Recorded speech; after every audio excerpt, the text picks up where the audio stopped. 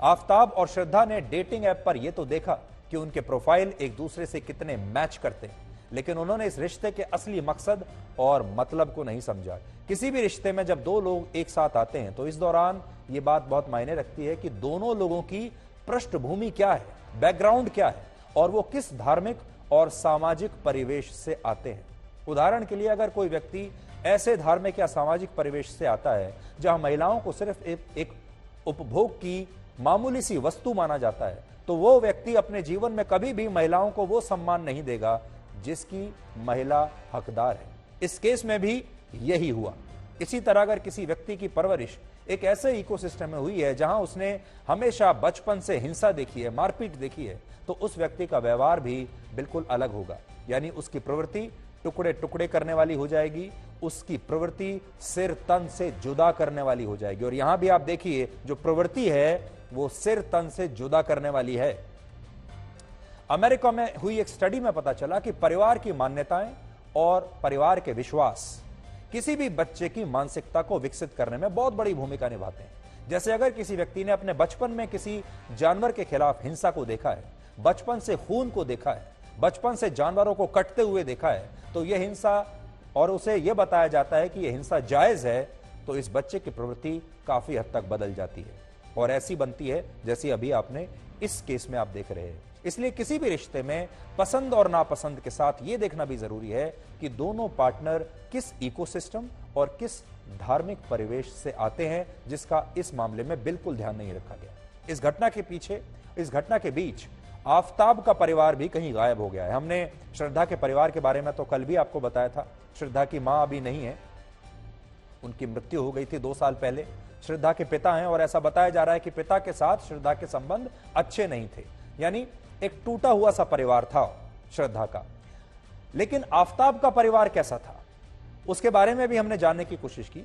आफताब का परिवार मुंबई के वसई इलाके में एक हाउसिंग सोसाइटी में रहता है, लेकिन जब हमारी टीम वहां गई तो पड़ोसी ने बताया कि आज से 15 दिन पहले आफताब के माता पिता और उसके परिवार के बाकी सदस्य घर पर ताला लगाकर कहीं और चले गए हैं और तब से उनकी कोई खबर नहीं है।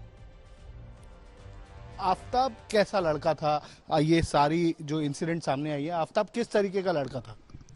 फिलहाल यहाँ वो रह रहा था, अभी 2 साल से तो नहीं था, उसके पहले, लेकिन एकदम शांत स्वभाव का और अपने में रहता था। वो किसी से दोस्ती यारी भी नहीं किया है, कोई फ्रेंड भी नहीं है इधर उसके, और ऐसा दिखने में लगा नहीं कि वो कोई उसका क्रिमिनल रिकॉर्ड यहाँ का है।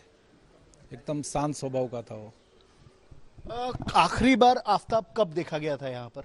आखिरी बार वो 15 दिन पहले कुछ आया था। वो कुछ सामान ये लोग का शिफ्टिंग के समय आया था। अच्छा, 15 दिन पहले परिवार यहाँ से शिफ्ट हो रहा था? हाँ, तभी आया था वो। कुछ 2-3 घंटे के लिए आया था, वापस चले गया वो। ये अचानक, इतने साल से पूना वाला परिवार यहाँ पर रह रहा था, अचानक वो लोग शिफ्ट होने लग गए। क्या कहना था उनके पिता का या परिवारजनों का, क्या कहना था? हम लोग ने ये चीज़ के लिए पूछा था कि आप लोग अचानक क्यों शिफ्ट हो रहे हैं, तो बोले कि हमारा आने जाने का ट्रैवलिंग का प्रॉब्लम होता है और उनका एक छोटा भाई भी है आफताब का। वो उसका जॉब भी अभी रिसेंटली 2 महीना पहले बॉम्बे में लगा, तो बोलते हम दोनों जन को आना जाना पड़ता है, ट्रैवलिंग का बहुत प्रॉब्लम होता है, इसके लिए बॉम्बे शिफ्ट हो रहे हैं काशीमीरा साइड में। ये बात बोली थी उन्होंने। हम आपको कल से बात बता रहे हैं, ये अपराध की कोई खबर नहीं है, ये क्राइम की कोई खबर नहीं है, ये कोई क्राइम का थ्रिलर नहीं है, ये मनोर कहानियों की कोई कहानी नहीं है। ये एक ऐसी खबर है जिससे हर परिवार को सबक लेना चाहिए, समाज को सबक लेना चाहिए, देश के हर युवा को, लड़के को, लड़की को इससे सबक लेना चाहिए। इसमें बहुत सारे सबक छिपे हुए हैं और ये सब कुछ हमारे आसपास हो रहा है। 26 साल की श्रद्धा वॉकर मुंबई शहर की रहने वाली थी और श्रद्धा एक पढ़ी लिखी लड़की थी। वो चाहती तो उसे कहीं भी अच्छी नौकरी मिल सकती थी, वो अच्छे से अपना गुजारा कर सकती थी, अपनी जिंदगी को जैसे चाहे वैसे जी सकती थी, उसे किसी चीज की कोई कमी नहीं थी। लेकिन इसके बावजूद ये लड़की आफताब के अत्याचार सहती रही। आफताब उसके साथ अत्याचार करता था, मारपीट करता था, लेकिन वो सहती रही और उसे लगता था कि अगर वो इस लड़के से पिटकर भी ऐसे ही रहेगी, यानी इस लड़के से ऐसे ही चुपचाप पिटती भी रहेगी, तो शायद एक ना एक दिन ये रिश्ता किसी ना किसी दिन हो सकता है कि ठीक हो जाए। और ये एक बहुत बड़ी बात है। उसे लगता था कि शायद एक दिन ये लड़का सुधर जाएगा और उससे शादी कर लेगा, लेकिन ऐसा हुआ नहीं। इसलिए आज आप सबको हम ये बताना चाहते हैं कि ये बिल्कुल गलत मॉडल है। दूसरी बात ये सोचिए कि आज हमारे देश में एक तरफ महिलाओं और पुरुषों के बराबर अधिकार देने की बातें कही जाती हैं, महिला सशक्तिकरण की इतनी बातें होती हैं, लेकिन दूसरी तरफ बहुत सारी लड़कियां हिंसा के बावजूद इन रिश्तों से खुद को बाहर नहीं निकाल पाती। तो ये हर लड़की को आज सोचने की बात है कि अगर वो पढ़ी लिखी हैं, अगर वो सक्षम हैं, तो उन्हें किसी भी इस तरह के एक टॉक्सिक रिलेशनशिप में रहने की कोई आवश्यकता नहीं है जहां उनका पार्टनर उनके साथ इस तरह का व्यवहार करता हो। आपको याद होगा कुछ दिन पहले इंदौर में एक टीवी एक्ट्रेस ने भी इसीलिए आत्महत्या कर ली थी क्योंकि वो जिस आदमी से प्यार करती थी वो उसे ब्लैकमेल कर रहा था, वो उसे परेशान कर रहा था, उसने भी हिम्मत हार ली।